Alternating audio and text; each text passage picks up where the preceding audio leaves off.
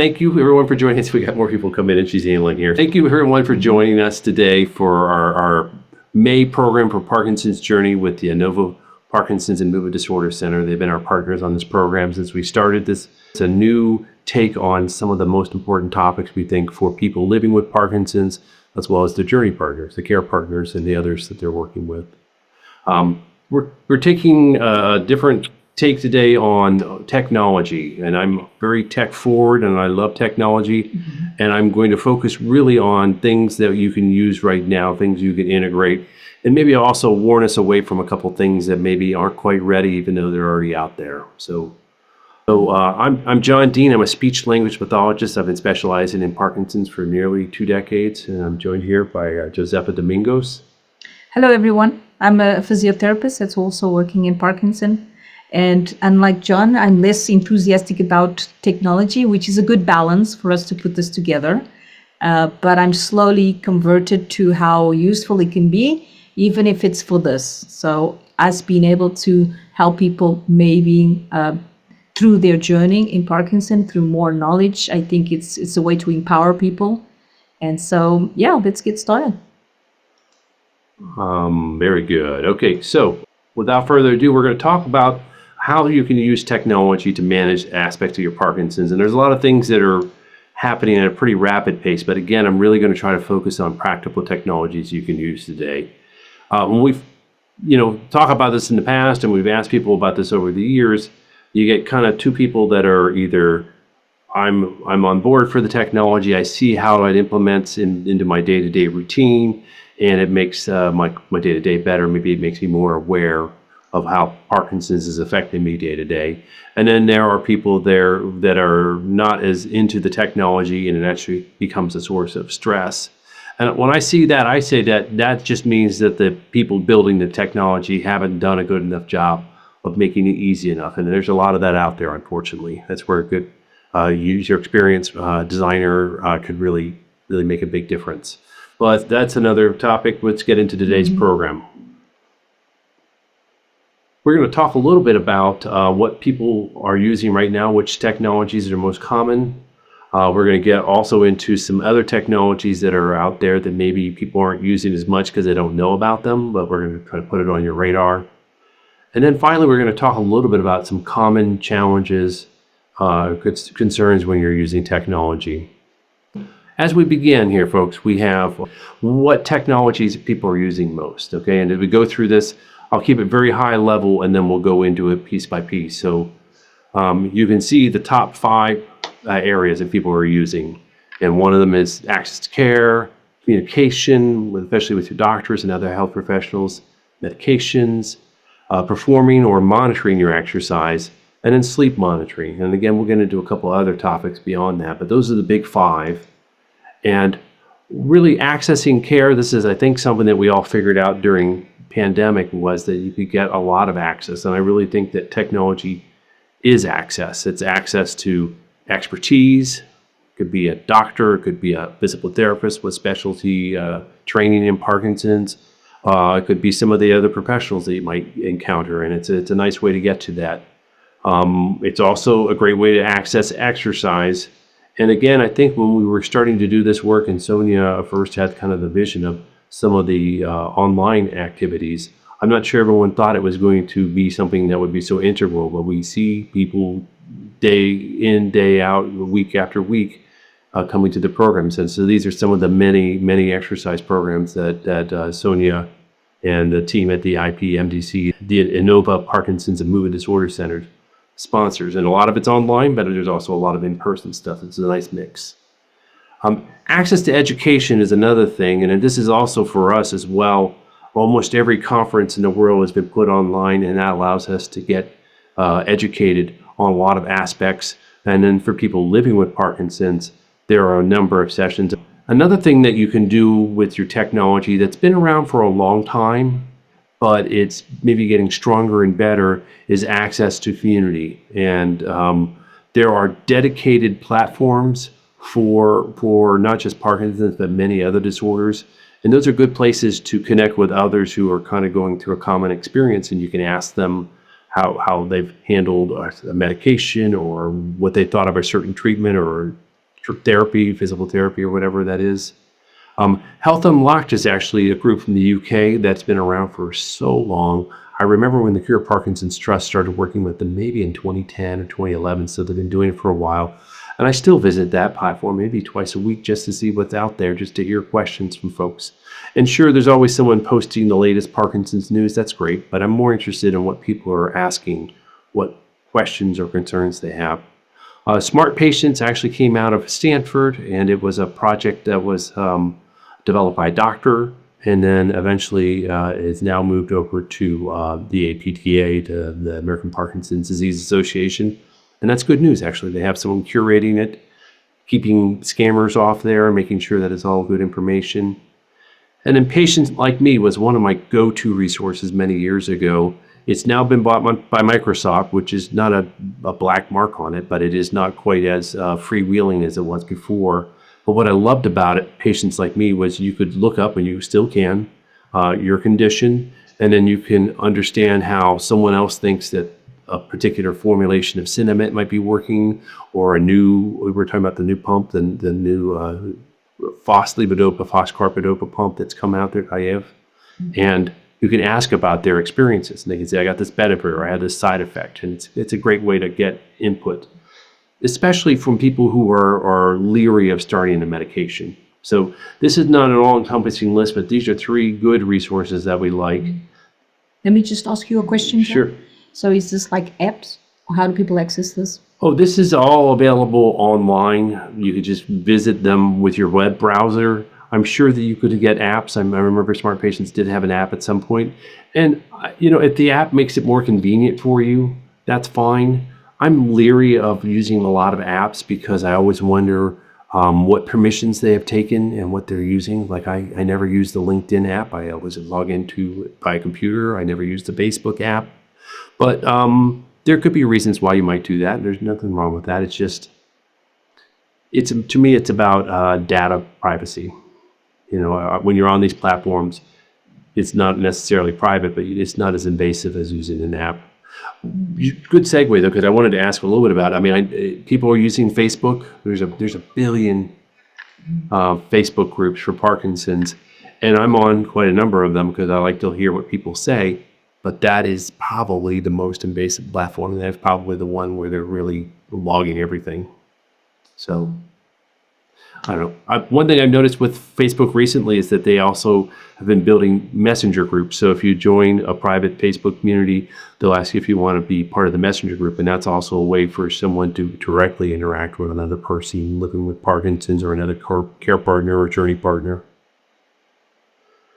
When you start talking about other reasons why people are using technologies, I think this is one that I hear all the time. I think MyChart has been really ingrained in all of us. It's probably the easiest, best way to communicate with your healthcare provider in a way that's not necessarily burdensome for you. You don't have to get on a phone and wait on hold and wait to send a message to the nurse and have them get back to you. You can just type a short message. I think they limit you to 700 characters. And you also get to look at details from your visit so that they have notes and follow-up, or if you took a test and did some blood work, they can look at that as well.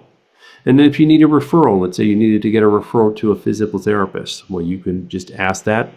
It might take a day or two to get back to you, and then you'll get the referral. So it's a very smart use, and it's one of these things where I really say to people, it's much more effective for you. It's much more effective for Sonia and the entire team there if you use MyChart rather than calling someone up and waiting on hold and leaving a voicemail and all that nonsense. So there are other tools for communication, but I'm going to keep moving forward because we have some other interesting stuff. Do they stuff. teach people how to use it? I'm curious now. I'm asking the questions today. Well, okay. I don't know that they do, because actually when I was in Cincinnati, I was visiting my father, and I was helping him with MyChart. I was getting him ensconced, and it was pretty much, once I showed him how to get around, it was okay. But before then, he was not using it at all. So imagine that'd be a good training program. We could probably do that. In the health systems, I think nowadays, because technology is obviously being incorporated everywhere, I tend to see this. But so there's creative, but then there should be an educational program that I think should accompany these things for people. For sure. And I think beyond just education, it would be nice to have some support. I've heard of some initiatives where you would pair someone with there's a video. Yeah, I someone was telling us that there is a video when you sign in. Okay, yeah. that's awesome. And that helps for sure. I mean, I think just the basics, and a lot of it, after you've been on a couple platforms, it becomes fairly intuitive. Here are the messages. Here's how you ask a question. But again, I think a little tech support. Yeah. Okay, some docs are warning about fees if you're using MyChart. If you ask a question that's going to be more involved, sure, that's a billable skilled service. That makes sense. Asking some basic questions, saying I'm having this problem, maybe my medication's not doing what I expected, or I'm having more side effects, or I was in for a programming session. I think those are the kind of questions where it helps guide you towards whether you need additional care. That's one thing. If you're asking for really specific information, maybe it is. Hopefully you get a warning beforehand. You get told before, like, by the way, I just sent this to Medicare on your behalf. Again, there are other technologies out there, but MyChart seems so prevalent. Yeah, again, it depends on, I saw the warning. It never happened to my father when I was visiting him, but I saw the warnings, like if you ask for medical treatment, you can actually even just do a telemedicine visit over MyChart. I've actually done that a couple times when I'm traveling. So that would definitely be a billed service, but I would imagine some other stuff fits in there as well. But usually it's like, hey, I would like a consult with or I'm having this issue. Should I come in for an appointment? Or this medication seems like it's starting to fail. And the doctor might say, well, let me up it, or maybe give you something alongside of it. It's all based on your own medical history. Back and forth on that, I think. I'm very jealous we don't have this in Portugal. It's amazing because you have everything here. You can literally pay every single bill at an ATM. Interesting tool. I keep trying to implement it. You need MBWay for medicine over here. So I want to really spend some time here with medication and symptom tracking, because there's really been an explosion here, but it hasn't all been positive. I'm watching some people starting to have some more trouble with it. So let me get into the real basics first. If you have an iOS device, what we call Apple, an iPhone, and maybe the watch that goes with it, you can use native tools on that device to actually track your medications, and it integrates with their health app so that you can actually keep it all in one place. And the main thing is you can actually customize it based on the size and shape of the pills. That's one way to do it. What I really like is they're starting to use the camera function, so you can actually scan your label and it will capture it either from the code or OCR and actually identify the medications, which is very simple. It's a smart use of that technology. And then just the only other thing I say is make sure you have turned on the notifications. I turn off every notification I can find on my phone just because I don't need the distractions. But this would be one where you definitely don't want to miss it. Now, I was doing some searching around to see if there'd been any progress, and I don't see any on the general Android platform, although I think the Samsung Galaxy does have it. So for Android users, you might look at some third-party apps. The caveat with this, as well as the iPhone, is that it does not, it's not specifically directed towards Parkinson's. So you'll have to customize it a little bit. But these are pretty solid apps with good reviews, and they have been deemed safe. There's nothing predatory in them. So it'd be worth checking them out if you want to use an app like that. But hold that thought, because I have some more thoughts about that with some of the other devices. You can, if you're using it, this is the way I used to do it, you can hack your smartphone calendar. You can just put an appointment for like 15 minutes and make it a recurring appointment, and it will show up like that. That works, as long as it's a strong enough reminder that it actually has you taking a pill when you should. I remember one time we were working somewhere down in Arizona, and there was this gentleman, and he had the app, and then he had all his pills lined up in those little containers, and we're doing the exercise, and he's really getting into it, and I hear this thing go off, and I'm not thinking much about it, and then I hear it go off again about 30 minutes later, and I'm like, is that your pill reminder? And he's like, oh yeah. It's like, well, that's not strong enough. Maybe you need something with more firepower. It's the same thing with the smart speakers. If you're using a Google Home or an Alexa or something else in your house, you can always just make a reminder and you make it a recurring reminder. And that's good. These are easy enough for medications because you set it once, you make it repeat, and it just happens ad infinitum. So you don't have to worry about it. I would say that's not the same when you're tracking symptoms. If you're going to do this manually, that could be cumbersome. But before I worry about exactly tracking the symptoms, it's like if you're going to do it in an ongoing way, I think this is a long road. But I know a lot of people might only track for maybe several days or in the week up to the appointment. I remember Sarah Rigger, the brilliant researcher living with Parkinson's in Sweden, talking about the way she uses symptom tracking. It's either getting ready for the doctor and want to have something to say, or I see a symptom, I want to see if this is a manifestation of Parkinson's or it's just something that's transitory. And again, it's not a long-term process. It's several days, it might be a week. These are two things I would recommend. And again, I'm iOS, but you have the same capabilities on an Android. You can just use the Notes app on your phone and just, date what the problem was, and then maybe a little bit of additional information, such as when you took your most recent medication. Or if you're having an issue with medication not turning on, maybe when you had your most recent food. That's pretty doable, and you can keep an ongoing record and just add the next entry below it with the same situation, the same information. But one thing I like to do, because I can do it entirely by voice, is just send a text to yourself. So if you send a message to yourself, and you can say, like, I won't say the wake word, hey, whatever the wake word is for your device. I don't want to turn on anyone's device by saying it out loud. And then send a text to John Dean. It will send it to you automatically. And then you can just dictate it. Say dizziness when I'm standing, most recent meds at 9:30 a.m. And the beauty of that is then when you're looking later on, you just slide that over a little bit and the timestamp's there with the date and time. So it becomes a really good record. That's great for 3 or 4 days, but if you're going to be doing this a long time, I would consider using a dedicated app. I'll keep trying to do it this way. Here you go.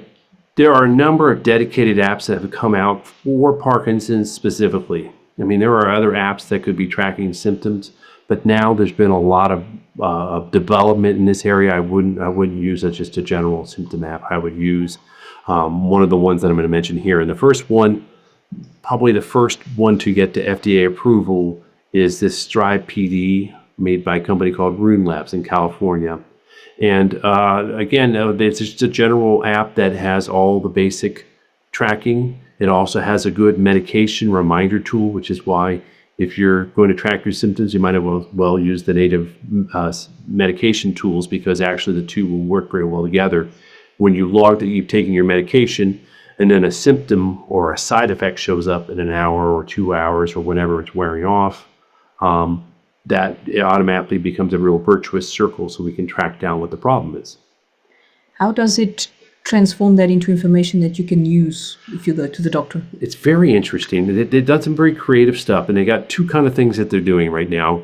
First, that's most important is that there was a publication by Apple in 2021 or 22, I think it was 21, and that became an algorithm that you could license, and they licensed it immediately, and they actually have FDA approval for that, and you can wear your Apple Watch, and it will capture some information passively. Usually it's about the reemergence of tremor or the appearance of rigidity, of muscle stiffness, and those are usually indications of medication fluctuations when the medication is or isn't working. But then, along with what you do inside the app, and a lot of it is just tracking symptoms, although there are some tests you can take. And what they've done, when ChatGPT came out, they made a very creative use of it to take that stuff and generate a report. And so when they first started doing it, and actually we did a hackathon with them at the University of Cincinnati, like 3 or 4 years ago, and they didn't have it back then. It had ChatGPT was either not out or was just getting started. And the reports were fine, but they were pretty basic. It's whatever you put in, and here's what we might see. And now with the LLM, the large language model output, it's a much more comprehensive report and it makes it a much better narrative for your doctor. And you actually get that in your inbox. You get it on every Monday. I get mine, even though I don't actively use the app as much as I did before. So Mark, is just asking to repeat the name of the app. Oh. It's in there in your... Yeah, it's called Stride PD, and that's where you'll find it on the App Store. It's Apple only. That's the one limitation. So if you're using a Galaxy or another Android, then you'll have to look for another option, which I'll tell you about. And this is one very good manifestation of it. But more recently, just maybe about a month and a half ago, they actually made a version called Guardian for Stride PD. And what that does is it actually incorporates a live person to be your coach. And that person will check in with you and help you focus on medication compliance and proper tracking. And this is a service that's paid. So this is it's like, I think it's $600 a year. It's a bit of money. You can pay through it with your medical savings account or something like that. It's not covered by insurance.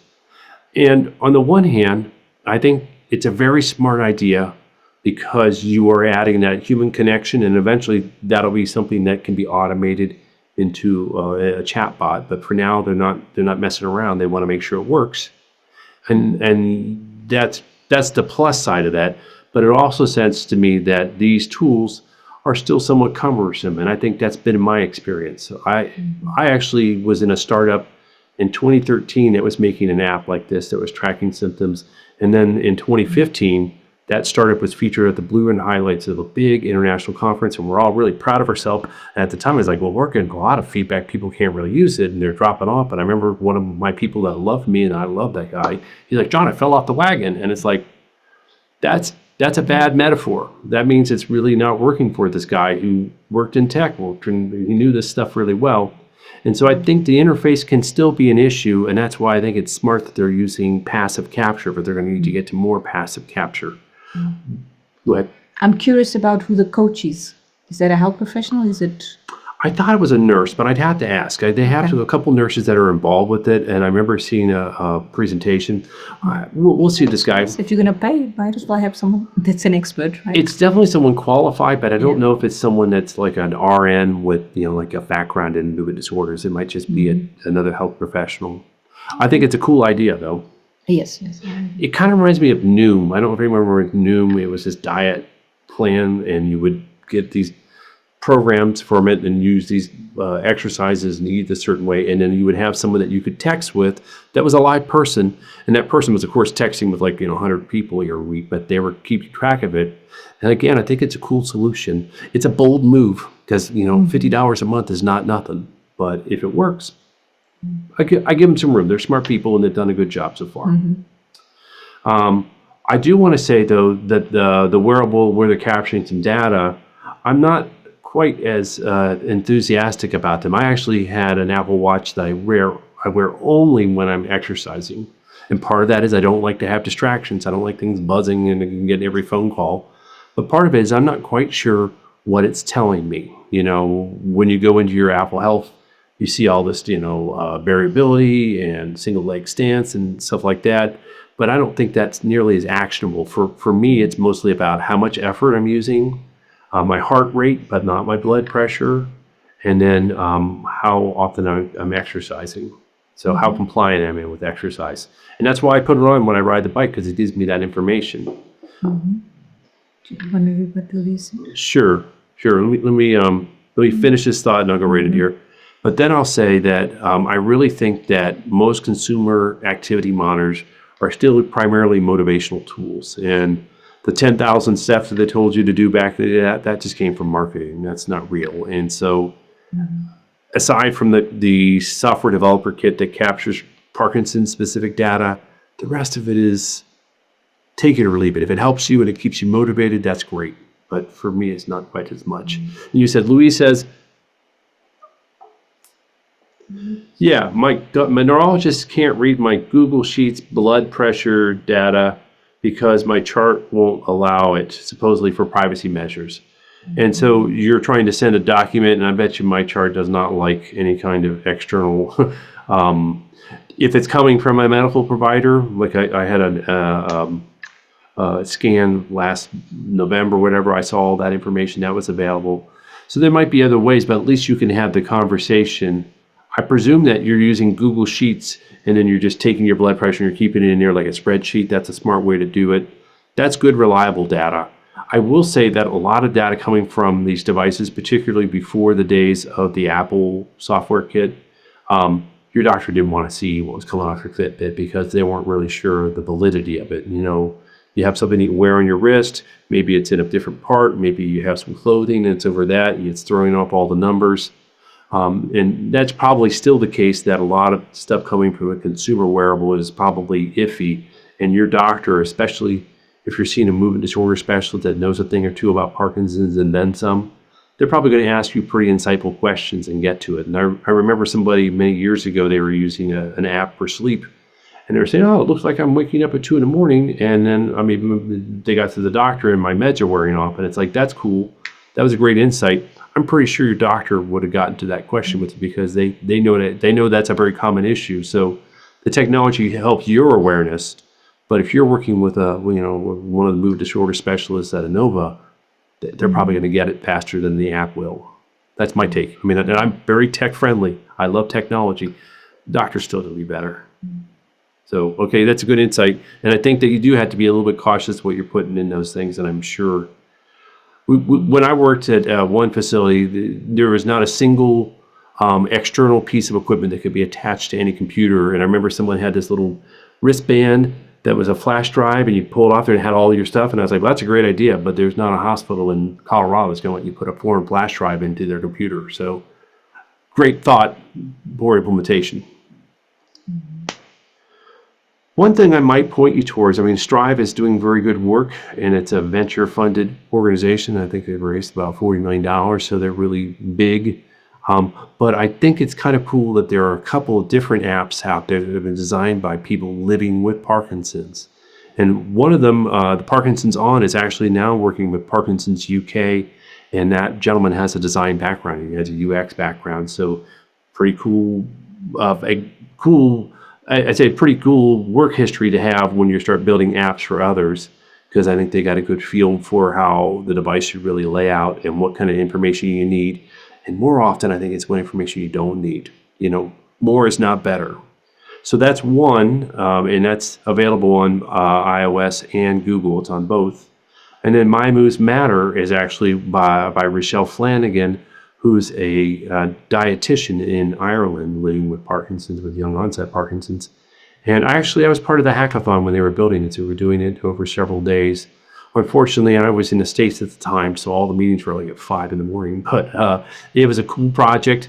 And a part of what she was focused on was the influence of her menstrual cycle, of menstrual cycle women in general, and then later on, obviously, menopause, on Parkinson's. And so she actually was capturing other information, and she's part of a big study right now they're doing in Ireland on those influences. So that's even a cooler reason why you might consider that, just because it's something that I think we hear anecdotally when we're talking with people with Parkinson's, but no one's tracking it very carefully. And I think that data is going to prove very valuable in the future as we plan treatments a little bit better. So these are the ones that I would consider. Again, the Strive PD is only Apple. These other two are available for both, but they don't use the watch, but that's okay. You know, the watch is extra, but it's interesting. And then there are actually a couple of prescription apps out there, and these are becoming a slightly more popular. I hear some people using them more and more. Your doctor would have to write the prescription for it, and then you would get access to it. But the Neuro RPM and the Parky for Parkinson's, those are both using that same Apple algorithm. They're using the same process that Strive used. And then Kinesia U from Great Lakes Neurotech is actually a spin out from like 20 some years ago from Cleveland Clinic. And they have a lot of very high-end research grade equipment that you use to capture data during studies. And they've taken some of that intellectual property and put it into something that you can wear into your regular smartwatch and capture it. And so if your doctor is amenable to it, these might give you some pretty high quality data that it would actually be interested in using. That's just something that may not be here yet, but I see it coming. And I'm not picking winners of the two, except that I will say that Great Lakes Neurotech, they've been around for a long time. They're smart people over there. How would you help people choose, right? Because I think one of the problems that we might be facing is there's a lot of options. And now how do we choose? Of all of these, going back to here and everything, okay, well, first, let me give you a matrix. That's a great question. I should have put a slide in here about this. Strive is free. Strive has the wearable, okay? Now, there's a paid version, and we talked about that's cool. But baseline, so if you have an Apple phone and maybe you have an Apple Watch, but you don't have to have the watch, that's a pretty good option. And again, they have a lot of really smart people. The CEO came from Google. They're smart. And so that has a lot of cool options. It might be a possibility. However, people with lived experience is very powerful to me, and it would definitely be worth checking out some of the other free options from My Moves Matter and Parkinson's On before moving to something that's paid, just to see if one does a better job than the other. And I think they're all pretty good for different reasons.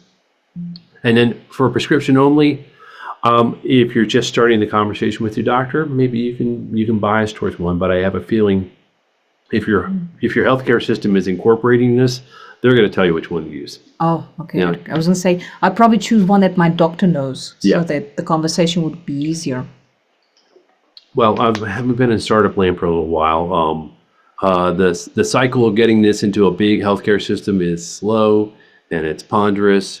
And by the time you get the product in people's hands, it's 4 generations down from what you were pitching when you were first talking to them 18 months before. But so it's probably whatever one they'll take. And I have a feeling, again, Parky's actually a Turkish company. They're very smart. Neuro RPM is just actually they're in Washington, D.C. But my money's on the folks at Great Lakes Neurotech. I was going to suggest if you really love this type of technology, and I can imagine that most doctors might not know it. So maybe if we want to help with that, is just take the options to the doctor and maybe you can look at it. And that's one way for us to also educate and help the process go forward, right? Yeah, I would say So you move the ball forward. You take it simple, and he might not give you an answer on that day because maybe you're focusing on your consultation, but he'll at least start looking at it. At least with these approaches, especially the Strive and the other two there, you're capturing relevant data. I think back in the early days of, my Fitbit said this, or I used to wear a 3-lead EEG on my head. I used to wear a Zeo, and I thought it was awesome. I'm pretty sure you weren't married then, so I'm pretty sure you would not think it was awesome. But the reality is, my doctor didn't want that information. Yeah. I was going to say this, that probably start the conversation by discussing with the doctor what would be relevant information that would help him also in the process of prescribing medications specifically for you, right? Yeah, and this is all long-term monitoring, but if all else fails, go back to the Sarah Rigger model of, I'm seeing my doctor next week. Let me capture some information so I have some real granular stuff that I can show and say, this is what the problem is. You see, it happens here and here, and that's enough to get a real conversation. And then again, ostensibly, you're working with a movement disorder specialist, so they're really going to be able to dig into those questions, and they're going to really get good answers. Not that they're not some great community urologists, but I like specialists because I'm a specialist. I'm biased. Okay, well, let's talk about performing exercise. So this is an interesting problem because, again, part of why we know Sonia, part of why we know the Inova Parkinson's and Movement Disorder Center is that Sonia was very forward-looking and really brought this community together. And that's been valuable. And it makes me biased when I start seeing tools like, virtual reality, which seems pretty cool and it's a hot topic. But what we know about it from the research, and I mean, I'm thinking like Quincy up in Canada and Waterloo and some of the other folks, is that there's a potential for some nausea that seems to appear, and there's obviously some danger if you're moving too actively and you're getting disoriented. And so it's an interesting tool that maybe the first implementation isn't perfect, and maybe something more like augmented reality through a company called Stroll in the UK not fully immersive. You can still see the room, and then they're overlaying that over that room, either a game like activity like this basketball game or the obstacles you step over. And my only caveat about Stroll is I believe that their business model is not going to be taking it at home. It's not going to be in your own house. It's going to be more taking it to a clinic just because of the cost of the device. So they're built on the Microsoft HoloLens right now. That may change in the future, but those are pricey. So we'll see. Still a very cool idea. They're doing very good work. They're actually up at Cleveland Clinic. I think they have devices in a lot of other movement disorders clinics, so it's a cool idea. I like that a lot better than just general apps for exercise. So Nike has one, AppTeam has one, Sworkit. We met the folks from Sworkit way back in 2015. They're in Porto. They're a huge company. Virgilio Bento's a brilliant CEO. But these are not Parkinson specific, and they're also, if it's pre-recorded and you're really not getting any data or input, then you're just doing a YouTube video. Basically, you're not getting much feedback. If you're incorporating a wearable, that wearable is basically on how much exertion, and that's not perfect. That's actually a little bit suboptimal generally, and more so for Parkinson's, because we know that often when you get to the upper parts of your exercise threshold, that your autonomic system kind of tops out, and it's actually not very good data at the higher levels. I would actually, if you're going to go somewhere like this, I would go old school, and I would get the old Wii that had the controllers on it. I think that's pretty cool. This one actually has a balance board, but you also have the ones where you can hold it in your hand. You can see that woman doing it. And it connects to your TV. One thing I like about the Wii is that you're able to see everything around you, and you're not obscuring your vision, or you're completely blocking your vision, and I think that makes it a lot safer. And they have fun stuff, boxing, bowling. The truth is, these tools are about motivation, right? I think above all, it serves the purpose of giving you different things to try out, and so that you can keep motivated in your exercise. Yeah. And then I think bringing these tools into home is a good step forward. It's something that I thought has been needed. The Zoom work that we always do it live. We always do it in person, and we always do it in a way so we can see everyone's camera and hear their microphones, and that allows us to calibrate because we work with so many people. But I think a technology that can help with that in the future is going to be powerful. I was going to share, even in the Zumba Fitness, that we have a nice library with videos. It's curious from feedback from people that participate that when they do the videos, it feels different. So, and it's a recording of the class. So it was interesting to get that feedback. So. Totally. I mean, again, we are social creatures, and I know that when we were all going crazy during COVID, I'm sure we were all just dying to get together. And that's still nice to have those in-person classes. We like those dynamics. But we also feel like we have a great dynamic when we do the online classes, and there are people we see and we have the same kind of interactions and jokes. And then there's also a lot of people that the difficulty of traveling, getting out, especially during weather, wintertime, it provides a resource there. So there's both sides of that coin. We're not pretending one's the other. So one thing that, and I started talking with this gentleman, Christoph Dressel is a serial entrepreneur that's working with a company that has these devices already, and he's trying to apply it to Parkinson's. And what's been so interesting is he came from working for research entities that were making technologies for that. And he's so good at asking questions. So I'm a little biased. I'm actually a lot biased because I keep talking to this guy, and I really like what he's doing. But what this idea is that you have these devices kind of like lights that you program, and then use them for kind of cognitive training and movement training, dual task training. And those have been out before. We own some of them, but they're usually pretty expensive. They're usually $600-700 for a set.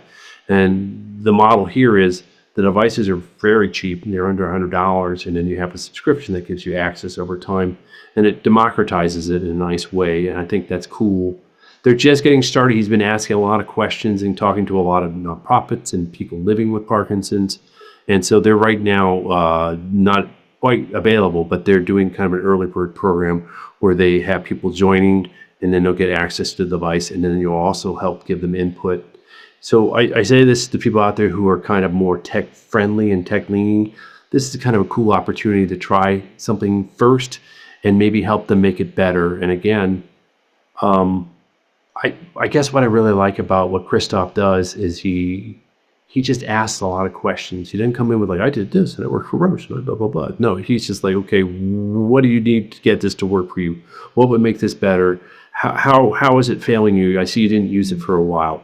Those are great questions. And I like the way he's doing it. Oh, and I did put your video in here. I'm so sorry, Josefa. I had a great video in here, but we'll catch it later on.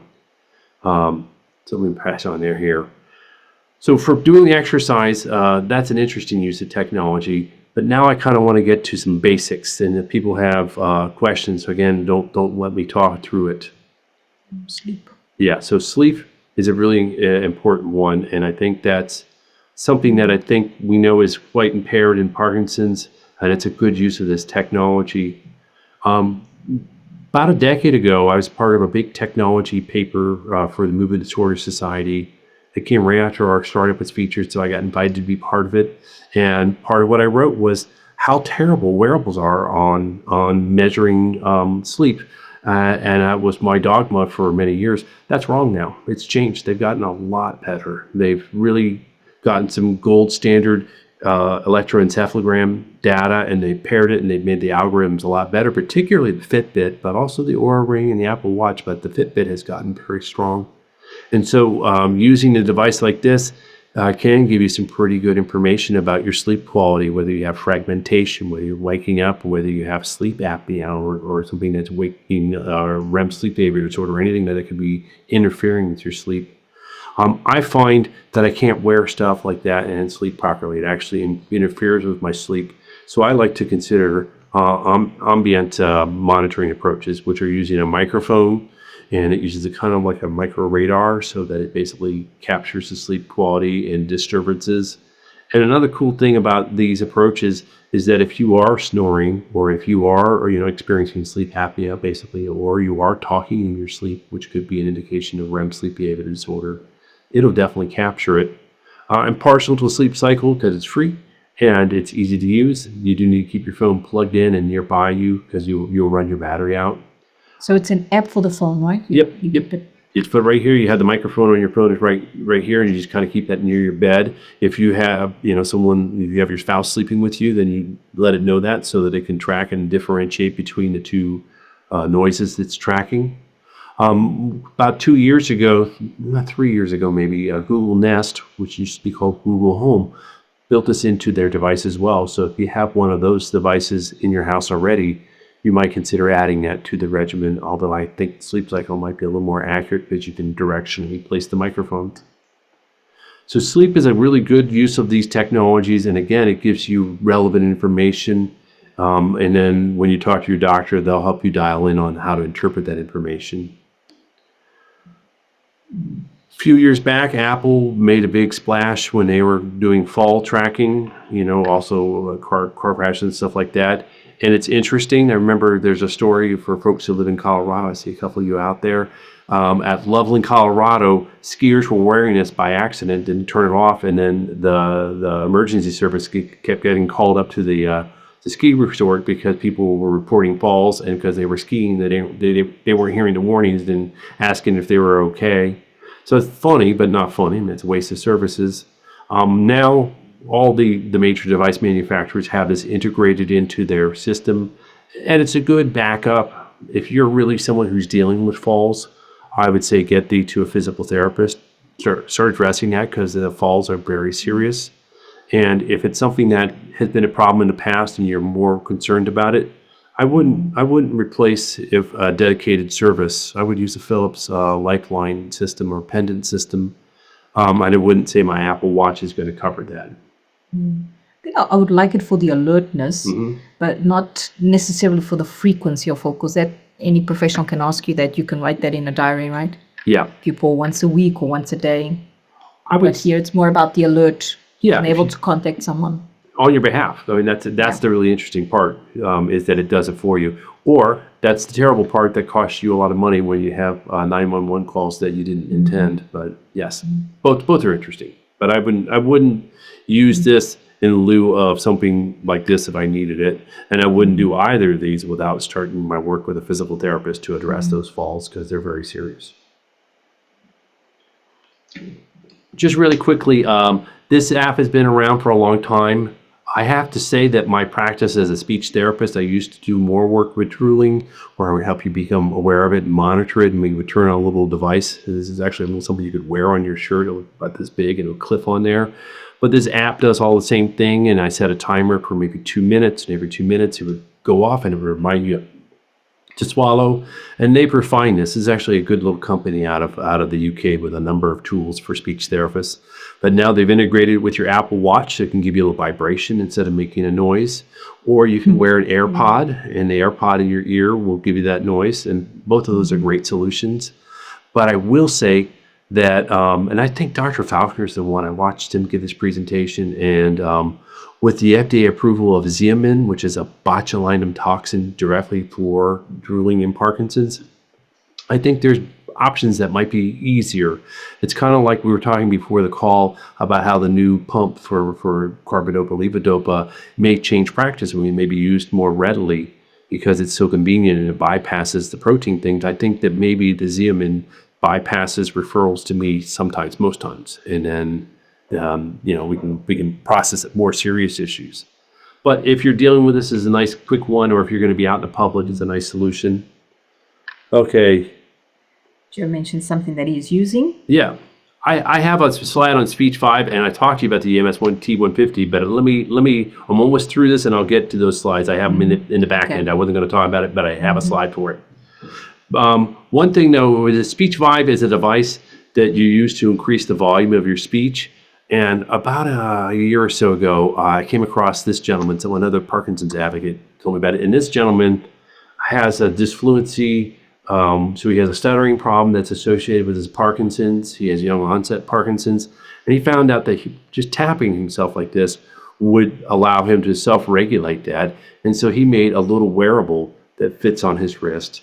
And what I really like about his approach, he does a lot of volunteer work in Africa as part of his mission. He's a Christian mission, and he's building these devices more or less at cost. And that's when I said, I think I want to help this guy, because he's not looking to make this into something he sells for hundreds of dollars that he makes for $11. He's trying to just make this in a way that gets it out to as many people. I'm just going to play his video. It's one, I picked the shortest one I can find. 1 minute, so let me see if you can't hear this. No, I want to say, but I can't. Is everyone hearing? Do you hear him talking? Okay, very good. Just checking. Good call. Thank you.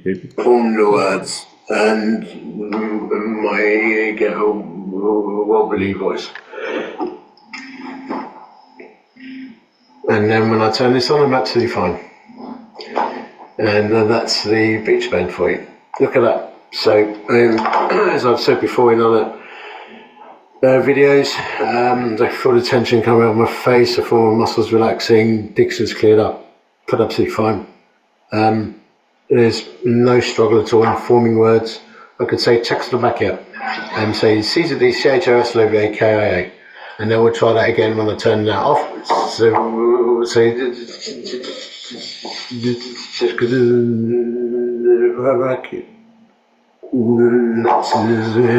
as I can do. And then I'll turn it back on, see fine. They've been crowdfunding, and I think they had their first run of them coming here. We're talking with Sarah, we're trying to see about doing a study because I'd like to see more about it. But he has hundreds of videos on his YouTube channel of different people he sent this to. Every time he gets another production, he sends a bunch of them out for free. And it's been used for a lot of stuff. And I think there's some science behind the use of the vibrotactile stimulation. But I still want to see more. But what I really like about what Carl's doing here is that he is very focused on, I'm not here to make $1 million. This helped me and it worked for me. And I have to be honest, his speech issue is not that common, but it worked for him.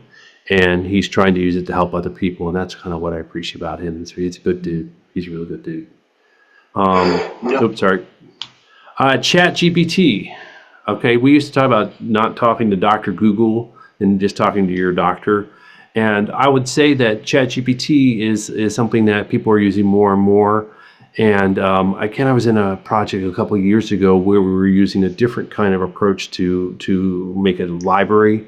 And then ChatGPT came out and it kind of collapsed that project. That was fine with me. And we started immediately seeing that ChatGPT was doing some weird stuff. That was in 2022. And now they have a new model. They've changed it so it does better math. But now the delusions seem to be getting worse. And so, this article just came out last month.